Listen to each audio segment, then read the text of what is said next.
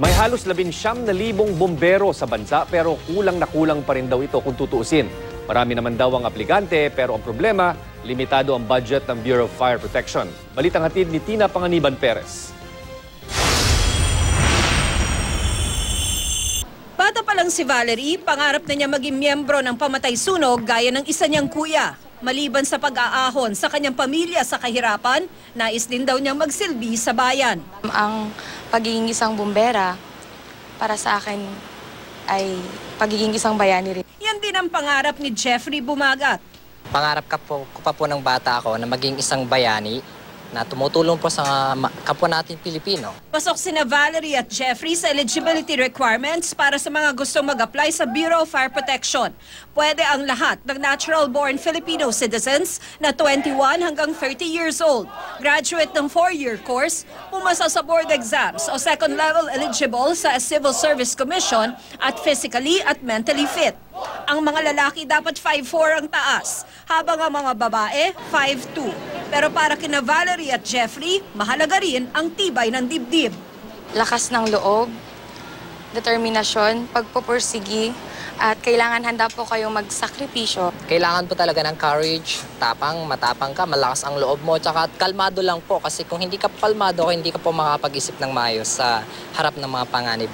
Sa ngayon, may halos 18,800 na firefighters sa bansa, pero kulang pa ng mahigit 31,000. Dapat kasi may isang bombero sa kada 2,000 tao. Kung nasa 100 milyon na ang populasyon ng bansa, dapat 50,000 ang mga bombero. Kulang din ang mga driver ng mga fire truck. Pwedeng mag-apply ang sino mang may professional driver's license na may 2 at 3 na restriction codes at certificate galing sa TESDA. We are recruiting almost yearly, no? Dahil siyempre, aside from ratio and proportion na kulang natin, pinupunuan pa rin natin yung mga nag-retire, namatay, at saka nag-resign. Ayon sa BFP, marami naman daw ang mga aplikante, pero kung ilan ang kukunin, depende sa budget na inilaan ng DBM. Ang bagong bomberong may ranggong Fire Officer 1, halos 15,000 pesos ang buwan ng sahod.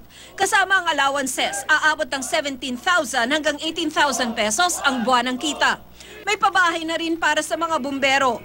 Mahigit 800 ang mabibigyan ng tirahan sa Pandi, Bulacan at Rodriguez, Rizal. BFP na mismo ang nagsasabing mahirap ang trabaho ng bumbero. Maraming panganib at madalas malayo sila sa mga pamilya nila. Pero wala naman daw kapantay ang saya sa pagsaserbisyo sa publiko.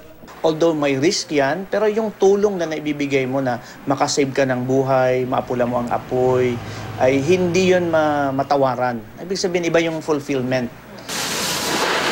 Sa mga interesadong mag-apply, pwedeng sumangguni sa website ng Bureau of Fire Protection. Tina Panganiban Perez, GMA News.